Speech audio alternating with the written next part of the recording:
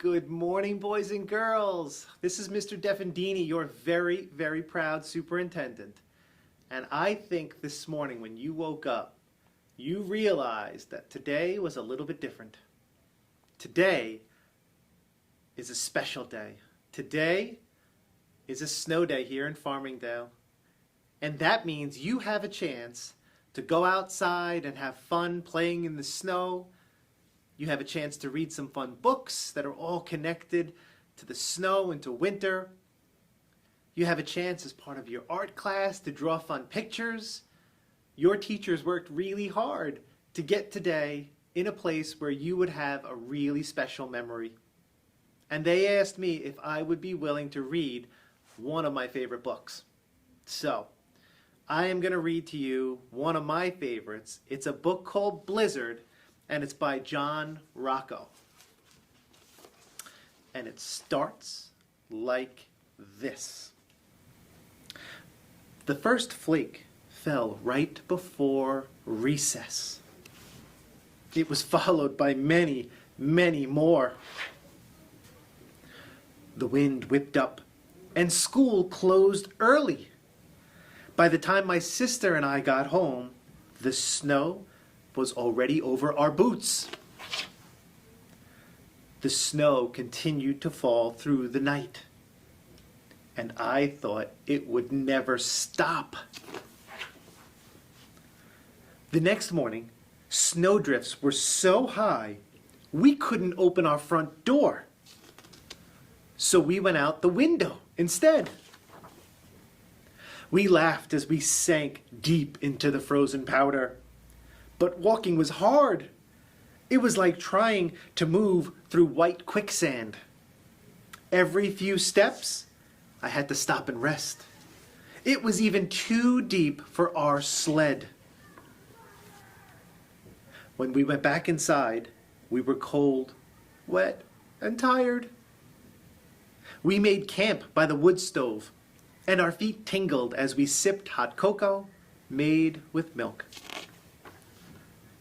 On the third day, Dad shoveled the driveway so we could get the car out when the snowplows came. We dug tunnels and secret rooms under the snow. By day 4, the plows still hadn't come. I wondered if we would ever see grass again. Inside, things got tense as our food started to run out. I knew we couldn't survive much longer on cocoa made with water. They knew they needed to get to the store. So on day 5, I realized it was up to me to take action. I was the only one who had memorized the survival guide. I was the only one who knew what equipment was required. I was the only one light enough to walk on top of the snow. On day 6, I made a list. I prepared the sled. And then I set off. My usual landmarks were covered by snowdrifts, but I managed to check in with the neighbors on my long journey. My neighbors shared with me all the different things that they were going to need to get through this storm. At last, I reached the store.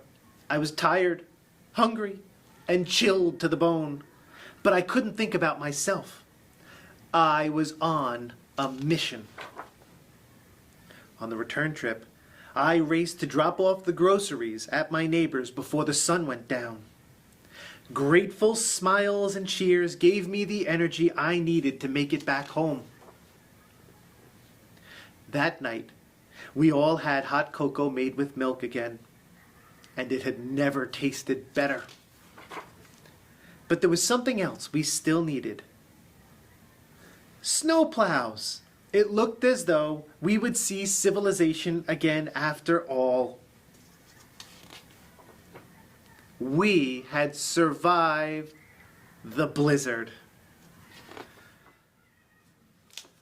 What a brave young boy. I hope you all have an absolutely amazing snow day filled with fun, boys and girls. We'll see you soon. Bye.